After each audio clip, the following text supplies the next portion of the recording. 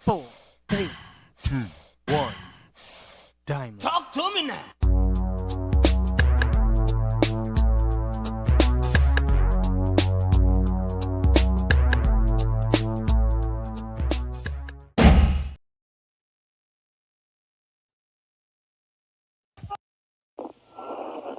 Beverly Hills emergency. Yes, please. What's the problem? What's the problem? What's the problem? Someone killed my parents. Pardon me? Someone killed my parents. It was August 20th, 1989, when dispatchers received a call from a distraught Lyle Menendez, reporting the murder of his parents. Lyle tells the 911 operator someone killed 45-year-old Jose Menendez and 47-year-old Kitty Menendez. It wasn't long before the brothers, who made the 911 calls, were charged with murdering their parents. They both were sentenced to life in prison. Fast forward to 2025, a documentary is released about the lives and murders inside the Menendez home. 15-year-old Reed Jelinski says the documentary inspired him to kill his parents.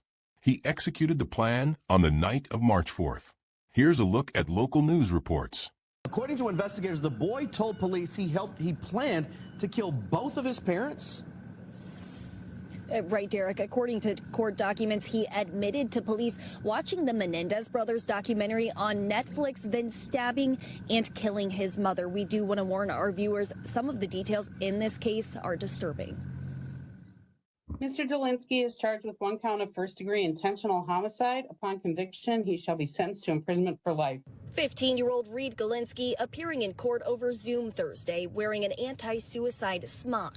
He's charged as an adult facing life behind bars.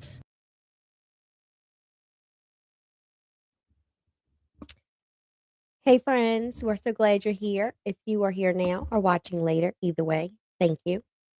Tonight, Jerry Lynn and I are discussing 15-year-old Reed Jelinski of Franksville, Wisconsin. Actually, Reed turned 16 on March 8th, 4 days after being taken into custody. And Jerry Lynn is not here yet, but we will wait a few minutes for her.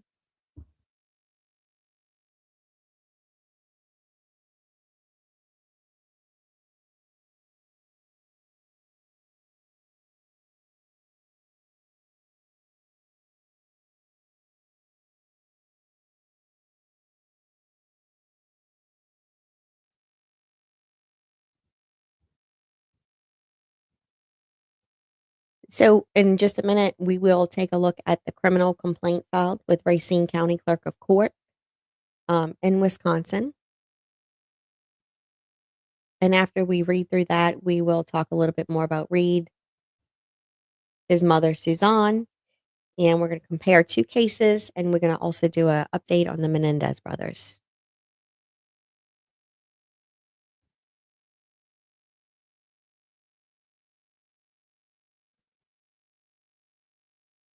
So this is something that took place March 4th.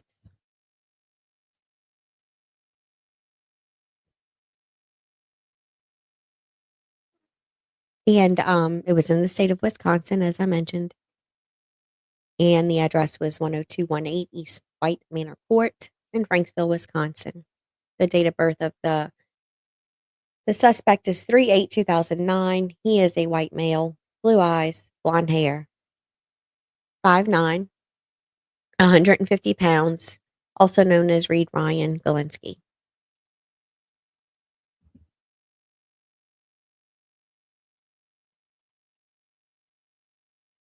So count 1 is first-degree intentional homicide. The above-named defendant on or about March 4th, 2025 in the village of Caledonia, Racine County, Wisconsin, did cause the death of SG, and that's going to be Suzanne, with intent to kill that person, contrary to section, we don't even need to go through that. It's a Class A felony, and upon conviction shall be sentenced to imprisonment for life. The official records and files of the Racine County District Attorney's Office, the Wisconsin Department of Justice, and the Department of Transportation reflect the defendant has the following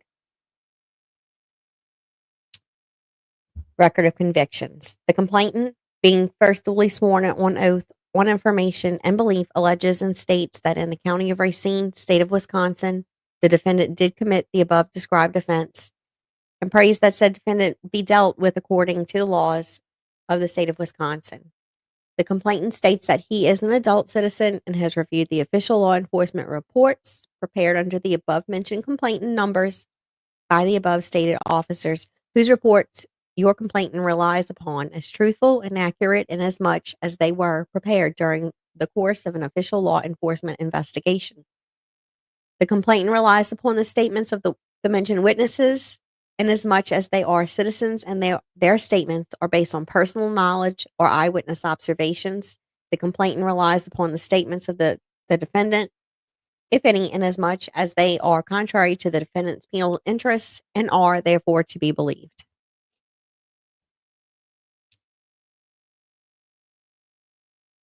So we will go to the next page. And I was also checking to see if Jerry Lynn was in here yet, but I know she wasn't feeling good. So she may just be running behind. So this is page 2. The complainant thereby informs the court that the basis for the above charges is as follows. Officer Corey of the Caledonia Police Department reports that on March 4th, 2025 at approximately 10:30 p.m., he was dispatched to the 10,000 block of White Manor Court in the village of Caledonia, County of Racine, State of Wisconsin, for a report of a juvenile who stabbed his mother to death. The complainant advised that she received a Snapchat photo from Reed Galinsky showing a female laying face up on her back. The complainant also advised she saw a Snapchat photo with blood on the floor and prior statements from Galinsky stating that he needed help and that he stabbed his mother to death. Upon arrival, officers observed a male exiting the house.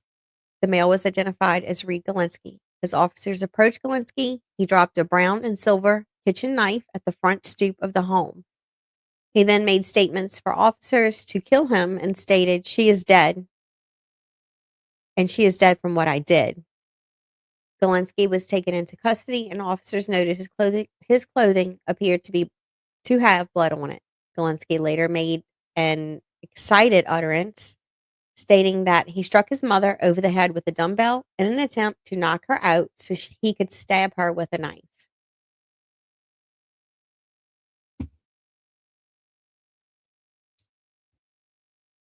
It continues to read, Officer Christensen entered the residence and located a responsive female identified as SG on the ground in the foyer near the front entrance with apparent stab wounds and blood-soaked clothing. Officer Christensen attempted life-saving measures, as did Caledonia Fire Department. However, SG could not be revived. SG was transported to the Milwaukee County Medical Examiner's office for an autopsy. Officers later collected the kitchen knife at the front stoop. There was blood on the blade and the handle of the knife. Another kitchen knife was located near the kitchen sink. That knife had a drop of blood on the handle and blade as well. A silver adjustable dumbbell bar was located next to a cabinet near the refrigerator. Galinsky was transported to the Caledonia Police Department, where he was interviewed by Detective Schuster. During the interview, Galinsky stated he came home from school on the above date and felt depression and an urge to kill his parents. Galinsky said he had been taking his brother's anxiety medication for about a month, and during this night he took approximately 9 pills, and that it does not help his anxiety, but it makes him high, and he enjoys that. Galinsky stated he searched the home for a hammer because he was going to kill his father when he came home from work, but could not find one large enough. He then said after dinner his mother was seated on the couch using her computer, so he started watching a movie. He said he then turned on the Menendez Brothers documentary on Netflix. Galinsky stated he then developed the plan to kill his parents. He stated it came to him while he watched the shotgun scene. Galinsky advised his mother went upstairs around 9:50, and that is when he got up and hid his sleeping medication. He said after hiding the medication, he grabbed a steak knife and put it in his pocket. Zelensky stated that he then went to get SG, his mother, and told her he couldn't find his medicine. Zelensky said he hid a dumbbell bar in the sleeve of his sweatshirt while SG came downstairs to look for the pills. Zelensky stated he thought she would fall over because she did not, but she did not, so he threw her to the ground and grabbed the knife. Zelensky said she tried to kick him off approximately 7 times, but eventually he stabbed her 3 times in the chest and twice in the neck. Zelensky stated his mother asked him why, and he replied, pain. After the attack, Zelensky stated he contacted his friend via Snapchat and told her to call the police. He said he sat on the floor until he heard sirens. Zelensky stated once the sirens stopped, he went outside to investigate. SG's preliminary autopsy findings show that the cause of death was multiple sharp force traumas to her chest that caused severe internal bleeding. The doctor who performed the autopsy indicated that SG's wounds and injuries were consistent with a homicide.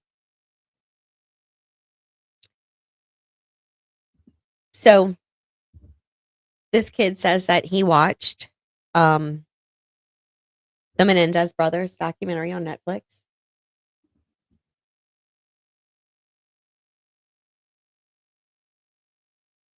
And that is what inspired him to do this. So, next we'll discuss inspired to incarcerated. He's 15 years old. He apparently played baseball because I did see that he had a baseball profile up for a recruiting website. He did turn 16 4 days after being in custody. He was taking his brother's anxiety medication, which was not prescribed to him. It was prescribed to his brother. And like he said, the medication was not helping his anxiety. It was making him feel high, and he liked it. And he actually took 9 the night of this incident. He watched Monsters on Netflix, sends a snapshot to a friend with photos of his mother. His father was apparently, allegedly, at work at the time. And there is one other child who was, I believe, older. And there has been no word on where he was or what he was doing at the time. So the friend calls authorities after she gets this Snapchat. And this is about 10:30 p.m. And officers are dispatched to the home. And that's when they find him. He drops the knife out on the stoop and, whatever. So he ends up being charged with first-degree intentional homicide, and he is given a $1 million cash bond.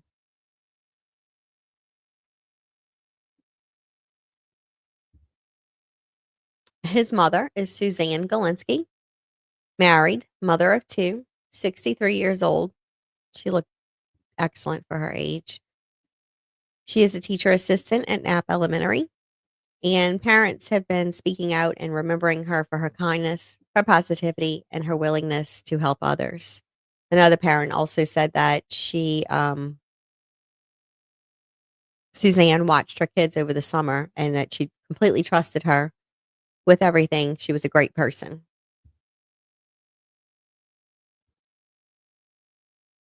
So then we look at the Zelenskys and the Menendezes, because he says that he was, in fact,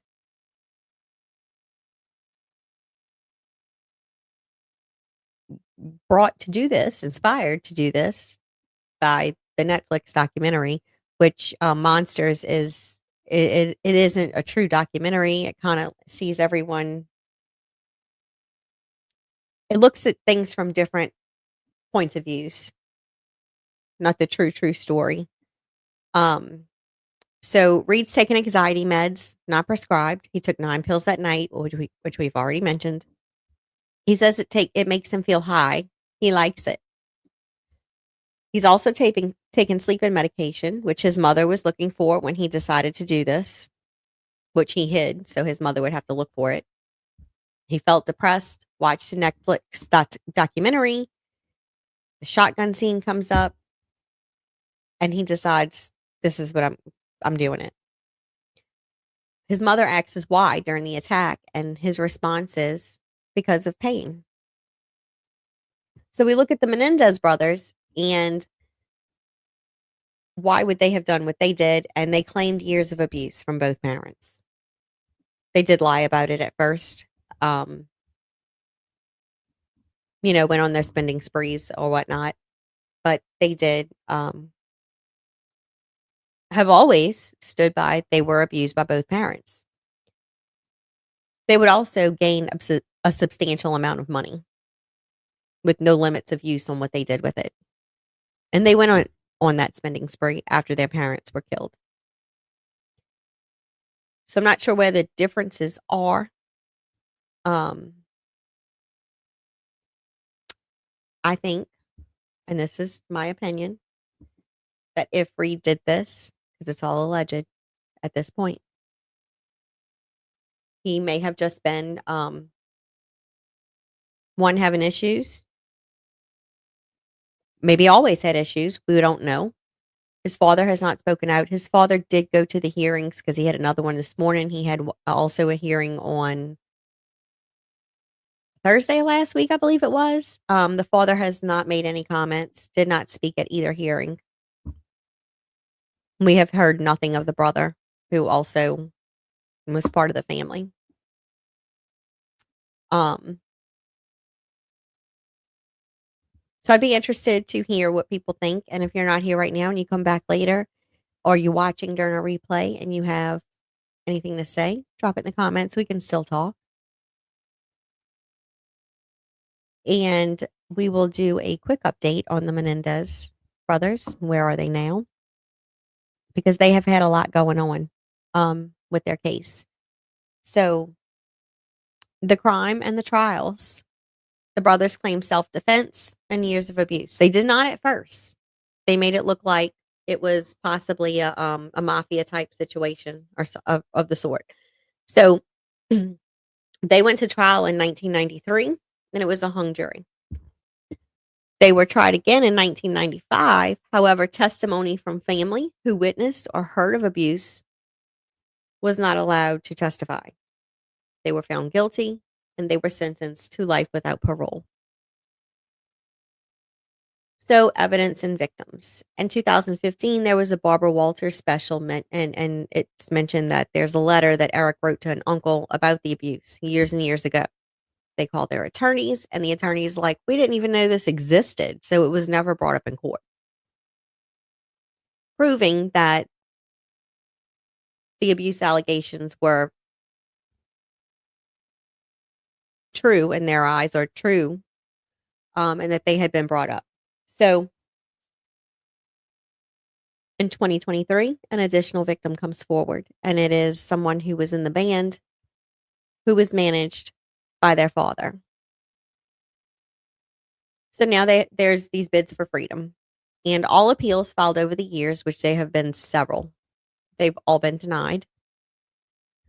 The old DA in Los Angeles County wanted to resentence them, and since they were younger than 26, they could be sentenced to 50 years, and after serving 30, they would be ready to go and leave tomorrow, if the hearing was tomorrow. So the new DA comes in, he's elected, and he says he does not support resentencing at all. He had an 88-page document that he read yesterday, supporting why he does not believe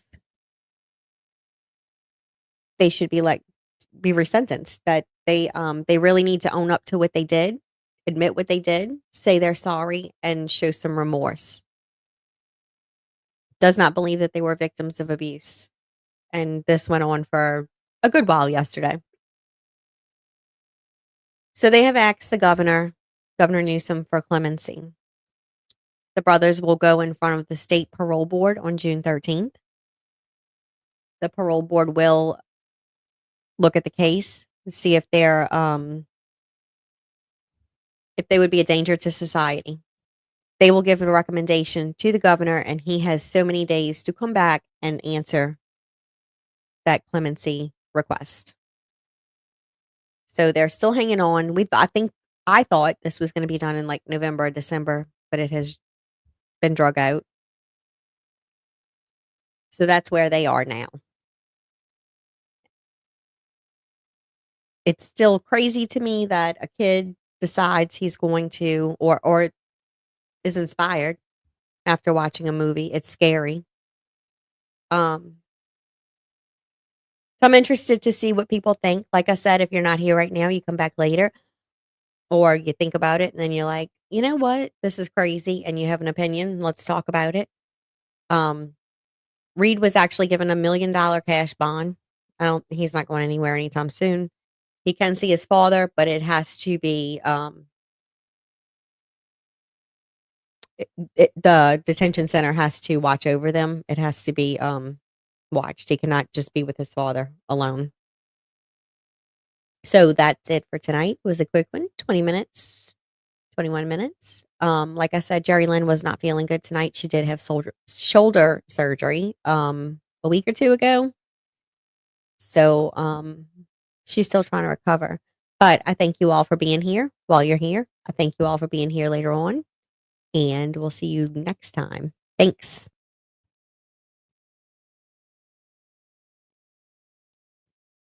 Please be sure to like and subscribe to the channel so you don't miss out on new content. Thanks for watching.